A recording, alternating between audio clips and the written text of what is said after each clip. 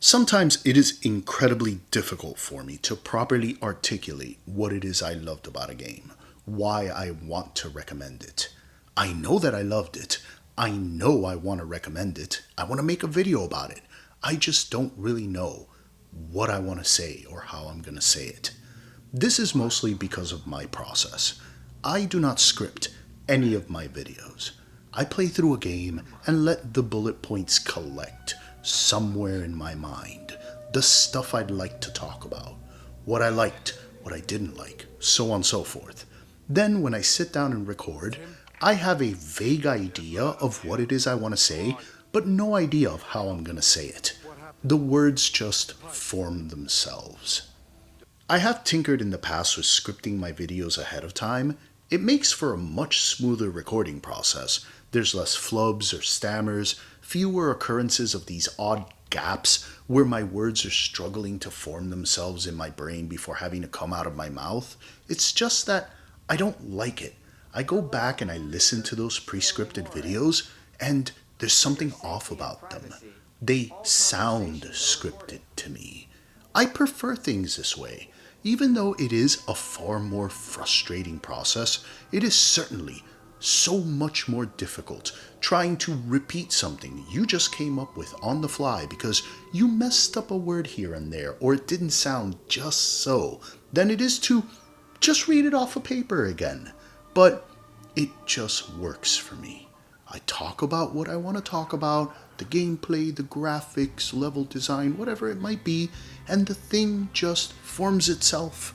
It just flows. I end up with an introduction, a body, a conclusion, little mini video essay, and the whole thing just works. Plus, there's a certain sincerity to saying these things fresh out of your mind into the microphone than there is if you think about them ahead of time. At least to me. But what happens when the thing I loved about a game has absolutely nothing to do with these more technical aspects of the game?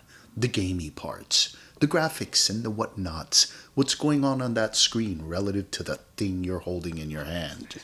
The easily articulable aspects of a video game. What happens when the thing you loved about it is how it made you feel? This is the problem I've had with Under the Waves. As a game, there really isn't much there to write home about. It's all very simple. You traverse this mini open world map, there's some exploration, you'll find sunken ships and downed planes, there'll be little collectibles inside of them. The gameplay loop itself revolves around doing basic maintenance as you play the role of a deep-sea diver working for some big oil company. The tasks you perform are by no means mechanically complex. Simple button presses here and there. There aren't any elaborate puzzles to speak of. Frankly, I'm into these kind of games, these chill games, where the focus isn't on combat. Sometimes there isn't any combat at all in these kind of games. It's more about having a nice, peaceful experience as you immerse yourself in this world and the story it's trying to tell. But these games aren't necessarily the easiest things to recommend, at least not based off the merits of the gameplay. They're usually really light on traditional gameplay, and this game is no exception. I would not recommend Under the Waves for how it plays, because it's very bare bones, very simple. But the themes it tackles, it gets into some heavy stuff. Stuff I was not ready to deal with. Stuff I did not want to deal with. Ever. I tend to process complex emotions in a way that some people might say isn't particularly healthy. Whenever I have to go through something, I've learned to feel as little of it as I could, deal with it as efficiently as possible, then lock it all away in a little box somewhere inside of me, never to be felt again.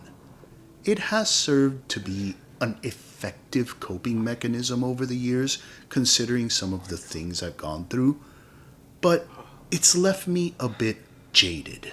cynical. I have almost a nihilistic view on life. Whenever something happens, my default is to say, shit happens, that's life, get the fuck over it and move on.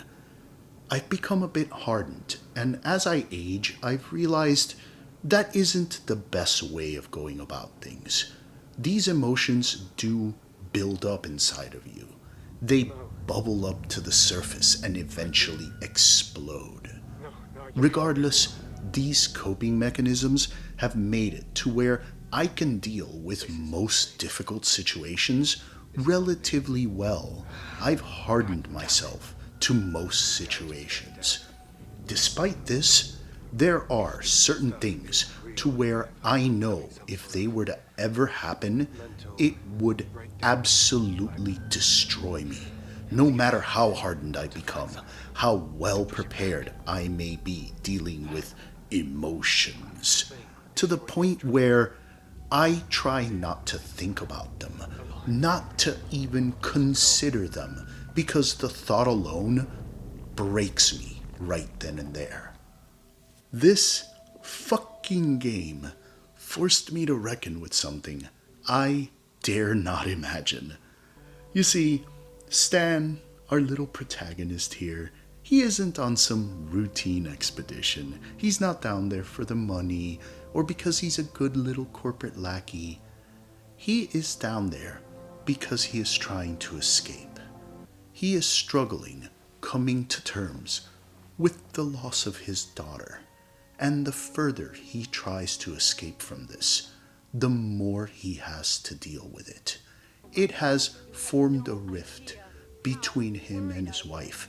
It is slowly driving him insane.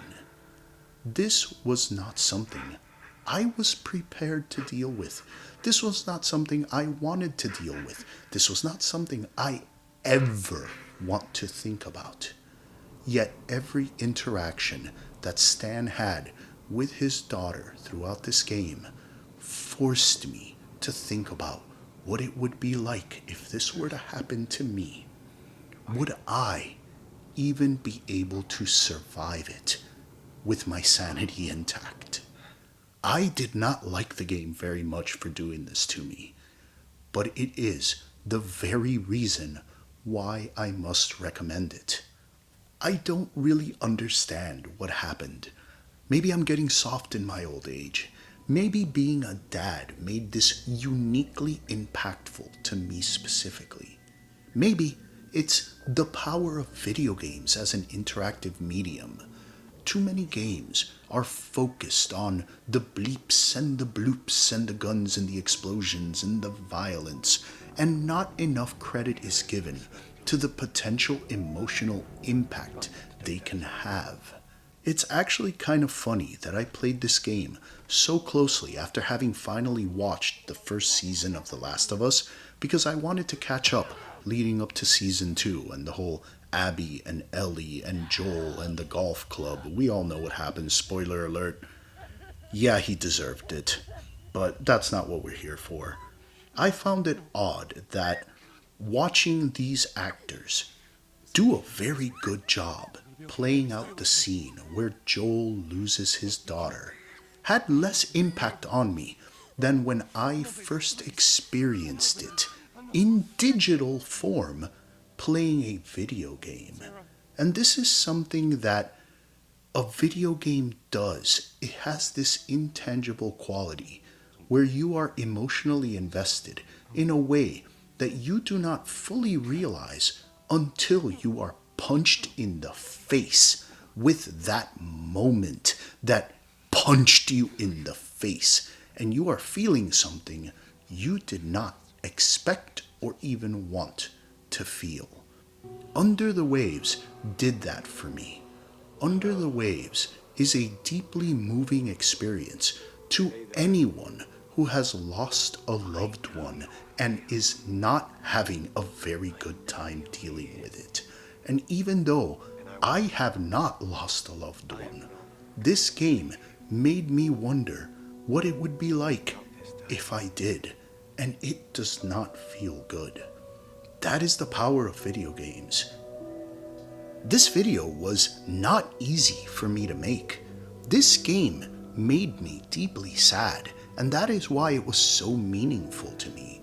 And doing all of this on the fly was actually a lot harder to do than I thought it would be. I'm a bit drained right now. I don't like talking about being sad. I don't like thinking about sad. I like talking about how I'm happy, or how I'm pretending to be happy, even though I might not be at that very moment. But I kind of knew that for me to properly articulate why I love this game so much meant I might have to actually reveal parts of myself to all of you that I generally don't reveal to anyone at all. I'm always just fine. And that's not true. This game made me think about something that I would not have the emotional capacity to deal with very well. And that is a power of video games that I don't think I fully appreciated until I played Under the Waves.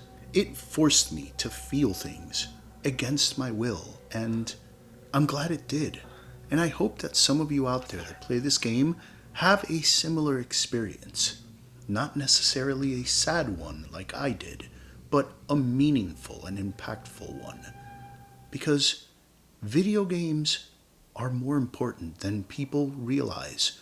Too many people out there consider them child's playthings, and there is so much more to them than that. And Under the Waves is a perfect example of this very thing.